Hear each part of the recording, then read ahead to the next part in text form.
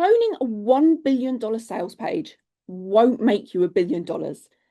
And yet there's an entire genre of content right now out there telling business owners that if they just copy the layout, swap the images, and paste it into Shopify, they'll have what the big brands have.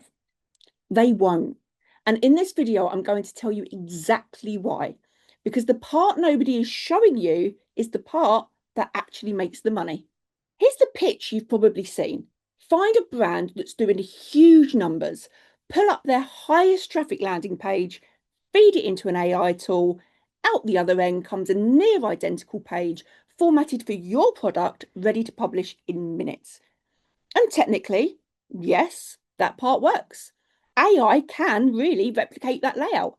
It can mirror the section order, the image placement, the offer structure. You really can have a polished, professional looking page live by the end of an afternoon.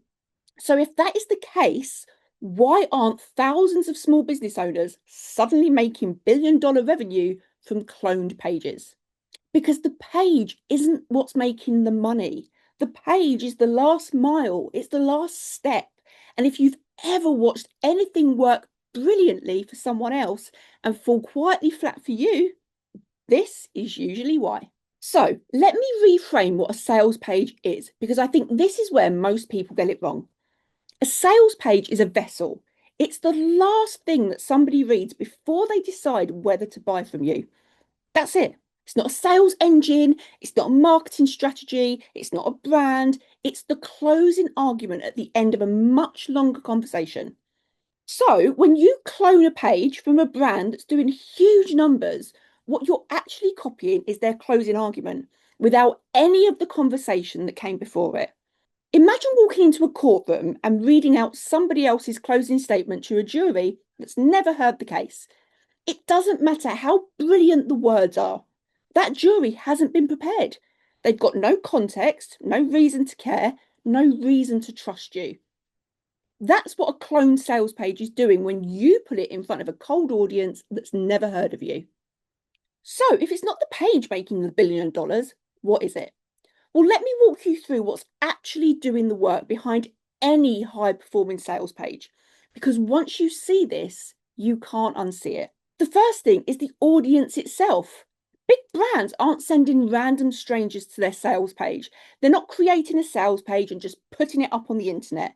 They're sending warm traffic, people who have already seen them a dozen times, people who've read their emails, watched their content, heard them recommended by friends. That trust is doing most of the persuasion before anybody clicks on anything. The second thing is the offer, not the design of the offer, but the actual substance of it. The pricing, the positioning, the specific transformation that it promises, the bonuses, the guarantees that come with it. A weak offer on a beautiful page is still a weak offer. And a strong offer on a plain page can still convert people. The pretty wrapping isn't what people are buying. The third thing is the pre-sell. What did that buyer experience before they landed on that page? Was there a free masterclass, a long form video, a challenge, an email sequence, an entire podcast episode? Most of the time, when a sales page converts, 70% of the persuasion has already happened upstream. The page just closes the deal. The fourth thing is brand trust. Years of showing up, testimonials from people that the audience recognize, public case studies, a reputation that exists before that click. You can't clone that. You can only build it. And the fifth thing is iteration. The page that you end up looking at is almost never version 1. It's been split tested through dozens of variations. What you're cloning is the winner, not the process that actually went into producing that winner. So when someone tells you they've cloned a $1 billion sales page in minutes, they have, but what they've actually cloned is the tip of an iceberg. Everything underneath that waterline, the audience, the offer, the pre-sale, the trust, the testing, none of that came with it. So why does this matter for you? Now, I want to be careful here because I'm not saying don't study high-performing pages. I'm not saying don't use AI. You absolutely should. There is real useful information in how good pages are structured, the order of the sections, how they handle objections, where they place social proof, what the headline does. They are all worth learning from. What I'm saying is this: borrowing the structure of a converting page is sensible, but believing that the structure alone is what made it convert is where you fall into a trap.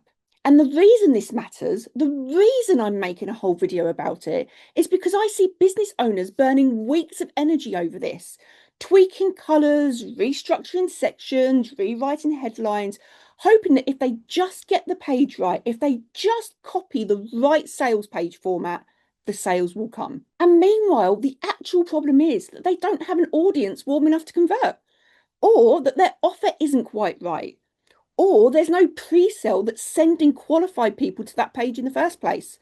The page isn't the bottleneck, but it's the most visible thing. So it's where most attention automatically goes. And that is the gate-kept piece of business knowledge that nobody making those quick tutorial videos wants you to understand. Because the truth is less sellable. The truth is that you can't shortcut that structure underneath it. You have to build it. So if you only take one thing from this video, let it be this. Stop asking what your sales page should look like. Start asking what's bringing those people to it. Ask who they are when they arrive on your sales page. Ask yourself, what have they already experienced of you? Ask whether the offer on that page is actually one that they want, or is it one that you think that they want? Ask whether you've even earned the right to make that close. Those questions don't have a 3-minute AI shortcut. They have a structure, and the structure is what separates the businesses that look like they're doing well from the businesses that actually are. Structure first, growth follows, always in that order.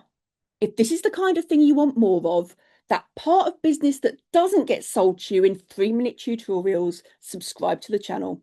I make new videos every single week, pulling apart all of the structural pieces of small businesses that most people will skip past. I'll see you in the next video.